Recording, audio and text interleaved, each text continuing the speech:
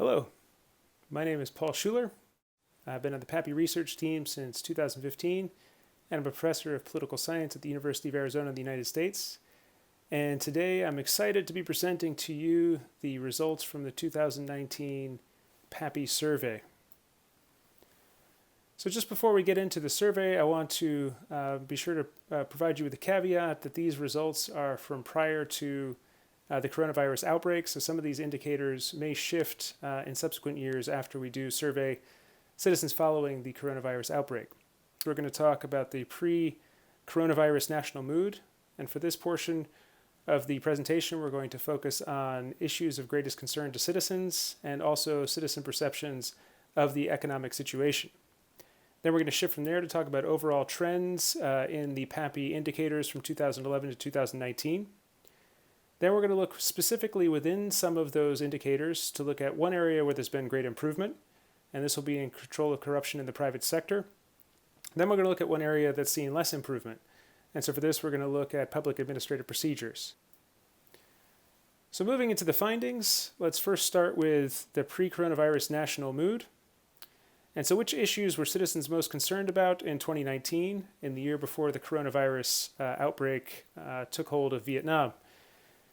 So every year, to assess this question about what issues citizens are most concerned about, we ask citizens an open-ended question asking them what issue they think the government should address in the upcoming 3-year period.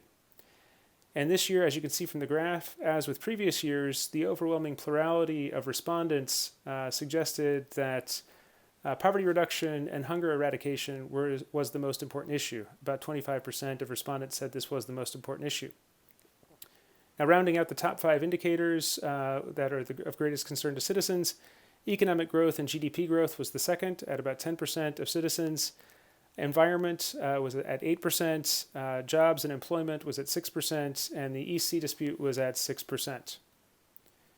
So in terms of trends, we can see if we compare from 2018, there's increased concern with the environment, declining concern with corruption, and this will be important as we'll talk about when we discuss the corruption indicator.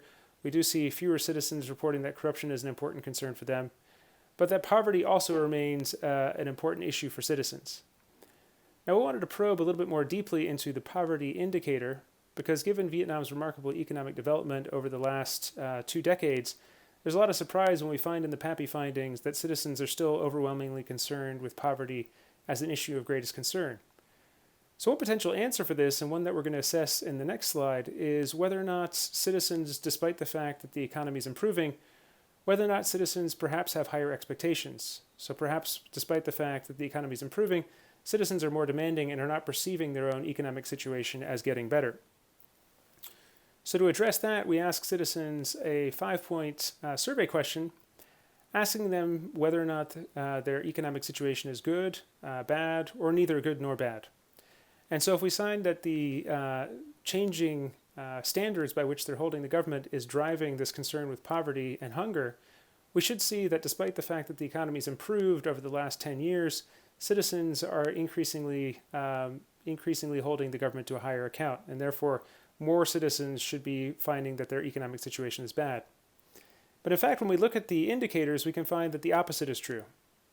So the number of citizens reporting that their economic situation is bad is actually at its lowest level ever in 2019, and the number of citizens reporting that their economic condition is good is at its highest level since 2019.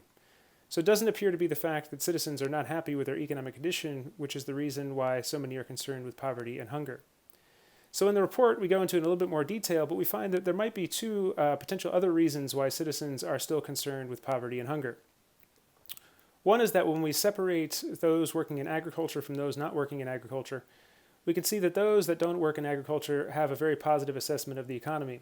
But those working in agriculture are not quite as satisfied with the economy, and in fact, in 2019, their economic satisfaction declined compared to 2018. So this is one potential reason. But the second reason, which we think is more persuasive for why citizens still think poverty and hunger is an important concern despite their improved evaluation of their economic situation, is when we look at those that have social insurance compared to those that don't have social insurance. And this distinction is going to be important when we think about the impact that coronavirus is likely to have on people's satisfaction with the economy. So social insurance is supposed to provide insurance for citizens who lose their job for some unexpected reason, and coronavirus might obviously increase the number of citizens that lose their jobs. Those that don't have access to social insurance, which is the majority of the Vietnamese population, 27% of them reported that hunger and poverty was their most important issue of concern, whereas only 17% of those that had social insurance reported hunger and poverty as their issue of most important concern. So what this suggests is that a lack of insurance, particularly if some catastrophe or some calamity would strike Vietnam, this concern about what would happen if they lose their job is one potential reason driving the interest in hunger and poverty as an issue the government should deal with. So it'll be interesting to see in the next year, when there might be an increase in the number of people losing their jobs, how this disparity in those that have insurance versus those that don't have insurance drive assessments of economic situation and the assessment of what issue the government should address in their lives. So now I want to shift to looking at the overall PAPI indicators to see how these indicators have changed over time. And so now we have 9 years of survey data to examine the shifts over time. And so if we look at the overall PAPI aggregate indicator, the PAPI index, we can see that for the first 5 years of the survey, from 2011 to 2015, there actually was not very much shift in the indicators at all. And in fact, the overall index in 2015 was actually lower than its original starting point in 2011. But from 2015 to the 2019 survey, we've seen a remarkable year-on-year increase in the scores, which means that citizens are perceiving improved governance. Now, perhaps not surprisingly, what this indicates is when we look at the dimensions that comprise the PAPI index, nearly all of the dimensions that comprise the index have seen improvement since 2015. So local participation, transparency, vertical accountability, control of corruption, public service delivery, all of these dimensions have seen remarkable improvement. Now, of these, I want to highlight 2 dimensions in particular to go into further detail on. One is control of corruption. Control of corruption is important because it's the most important index that comprises the PAPI, overall PAPI index, given that this is the one that correlates most heavily with overall satisfaction with government. We can see that this sub-indicator has experienced the greatest improvement since 2017. So we want to examine in the next few slides why that's the case. The other indicator we want to look at is public administrative procedures, because this is the one indicator that hasn't seen improvement. And so we're going to examine some potential reasons why that might be the case. So starting with improvement in control of corruption, why are fewer citizens concerned with corruption, and why have the control of corruption indicators improved? So when we look at some potential reasons for the improvement, there's 2 possibilities for why we have seen this improvement in the last couple years. The first possibility, of course, is that there might actually be improvements in the levels of bribe taking that is occurring at the local level. So perhaps actual corruption is decreasing at the local level. The second potential reason is that perhaps there's a halo effect from this national campaign. So in the last 3 or 4 years, there have been a number of high-profile leaders that have gone to jail for engaging in corruption.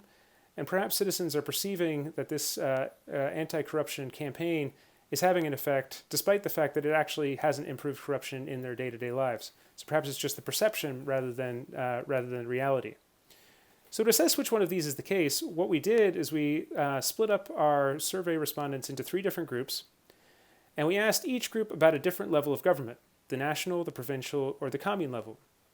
And we asked the citizens whether or not corruption had increased, stayed the same, or decreased in the past 3 years. And so if it's corruption at the national level, this halo effect that's driving these changes, we should see the greatest improvement in corruption at the national level. However, if it's actual experiences with corruption at the local level, we should see the greatest improvements at the local level in terms of how citizens perceive the change of corruption. So when we look at these different indicators, what we can see is that overall citizens think that corruption is more of a problem at the national level. So in 2018, about 40% of people said corruption had increased in the past 3 years, compared to, and then 34% in 2019 also reported that corruption had increased in the last 3 years at the national level, compared to the commune level, where in 2018, 20% reported that corruption had increased in the last 3 years, and only 15% reported in 2019 that corruption had decreased in the last 5 years. So what this suggests is that overall citizens find corruption to be more of a problem at the national level.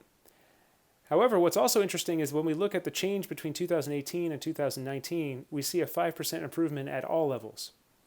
And so what this suggests is that there is an improved assessment of corruption at the national level, suggesting that the campaign is having some effect on perceptions. But this improvement at the communal level also seems to suggest that there actually is real changes in perception, real changes in corruption at the local level.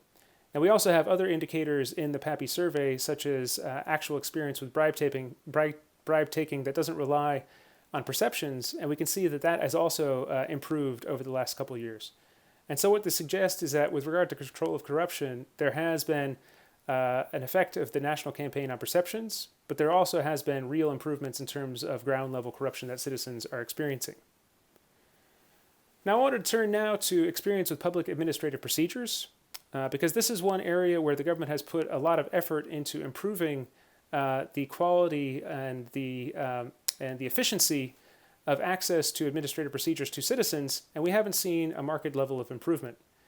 What I want to focus on in particular here is one area where the government's really tried to improve public administrative procedures, and this is with the expansion of e-governance platforms, so allowing citizens to access and complete forms online. And so this has been one area where the government's put a lot of effort, yet we haven't seen improvements in public administrative procedures. And so we want to assess why, despite the rollout of these e-governance reforms, we haven't seen the same improvement, for instance, that we've seen in the PCI surveys for businesses. So one thing that we first want to look at when we're examining how impactful or how beneficial the e-governance platforms have been is that we first need to examine citizen access to the internet. We found from previous surveys, perhaps not surprisingly, that citizens can't access e-governance platforms if they don't have access to the internet. And so we wanted to look first to see whether citizens are actually going online. And we can see is that there has been a remarkable increase in the number of people that have access to the internet at home. So from 2016, when it was about 30%, has increased almost to 60% in 2019. So the number of people with access to the internet at home has nearly doubled. So access doesn't seem to be as much of a problem as it was in the past. Yet, if we look at the trends in people completing procedures, these administrative procedures online, we can see that a low percentage of respondents process administrative procedures through these online platforms. So in 2016, about 6% of people completed certification procedures online, and it was about 11% for other procedures, about 4% for land titling procedures. So we can see a very low number of people completing these procedures online in 2016. Those numbers haven't increased markedly in 2019, or at least kept pace with the number of people going online for other reasons. Additionally, the satisfaction for those who have used these online procedures versus those who complete procedures through traditional means also hasn't improved markedly. So there's not a great difference in overall satisfaction with these procedures between people who complete them online and people who complete them through traditional means. And so to provide an assessment of why we haven't seen the improvement in public administrative procedures from the citizen perspective, I'd suggest first that there needs to be continued work in expanding access to these online procedures. And it also suggests that there needs to be an improvement in the quality of these online procedures and the ease with which citizens can access them. And if we can manage to increase these things, it might perhaps improve these public administrative procedures indicators, which have lagged in the PAPI indicators.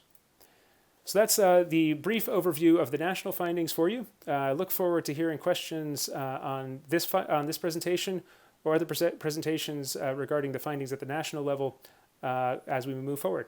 Thanks so much for paying attention.